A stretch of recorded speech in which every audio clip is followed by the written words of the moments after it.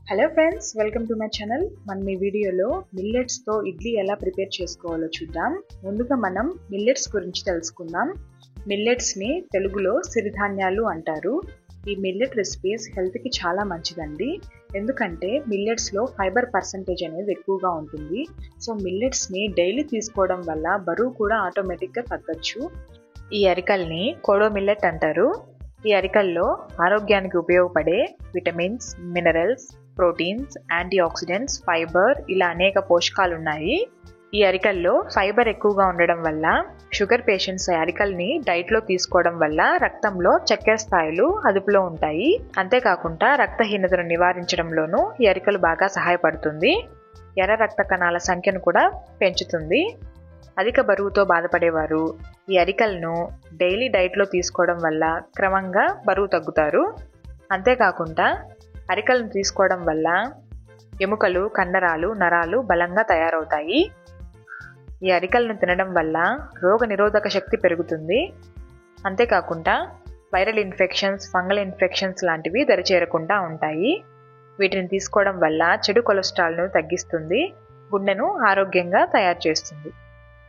మరి ఇంకెందుకు ఆలస్యం, ఈ అరికలతో మెత్తటి ఇడ్లీలు ఎలా తయారు చేసుకోవాలో చూసేద్దాం.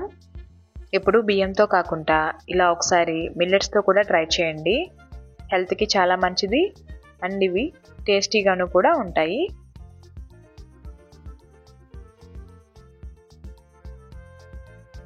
ఈ మిల్లెట్ ఇడ్లీని సాఫ్ట్గా మెత్తగా ఎలా ప్రిపేర్ చేసుకోవాలో చూసేద్దాం. నేను ఇక్కడ 2 కప్స్ కోడో మిల్లెట్ తీసుకుంటున్నాను. దీన్ని అరికలు అంటారు. వీటిని బాగా 2 నుంచి 3 సార్లు వాష్ చేసుకోవాలి. తరువాత అదే కప్పుతో 3/4 కప్పు మినప్పప్పు తీసుకుంటున్నాను. దీన్ని కూడా బాగా వాష్ చేసుకుంటున్నాను.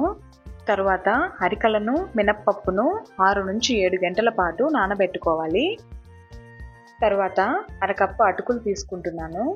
వీటిని 10 నిమిషాలు నానబెట్టుకుంటే సరిపోతుంది. ఈ అటుకులు వేసుకోవడం వల్ల ఇడ్లీలు చాలా సాఫ్ట్గా వస్తాయి. నేను మినప్పప్పుని, అరికలని సపరేట్గా గ్రైండ్ చేసుకుంటున్నాను.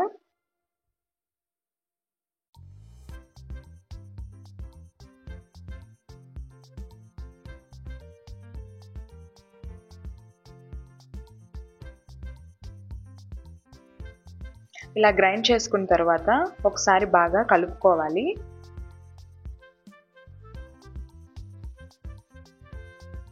ఇలా కలుపుకున్న తర్వాత మనం మూత పెట్టి 7 గంటల వరకు పులవనివ్వాలి.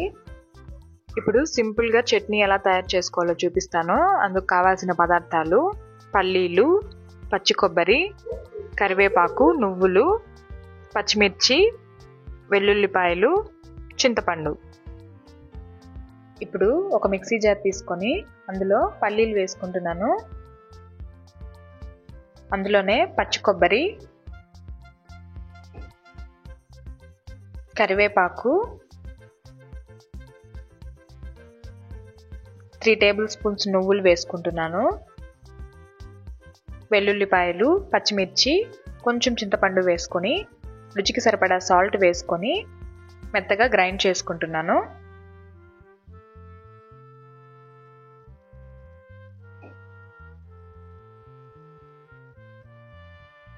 చూసారు కదా, ఇలా మెత్తగా గ్రైండ్ చేసుకున్నాను. ఈ చట్నీ చాలా సింపుల్గా అయిపోతుందండి. చాలా టేస్టీగా కూడా ఉంటుంది. ఇప్పుడు ఈ చట్నీని ఒక గిన్నెలోకి ట్రాన్స్ఫర్ చేసుకుంటున్నాను. ఇప్పుడు దీనికి తాలింపు వేసుకుందాం. ఒక చిన్న ప్యాన్ పెట్టుకొని అందులో కొద్దిగా ఆయిల్ వేసుకొని 1/2 టేబుల్ స్పూన్ ఆవాలు, 1/2 టేబుల్ స్పూన్ మినప్పప్పు, కొద్దిగా కరివేపాకు వేసుకొని స్టవ్ ఆఫ్ చేసుకోండి. చాలా సింపుల్గా అయిపోతుంది చట్నీ. చాలా టేస్టీగా కూడా ఉంటుంది. మీరు కూడా ఒకసారి తప్పకుండా ట్రై చేయండి.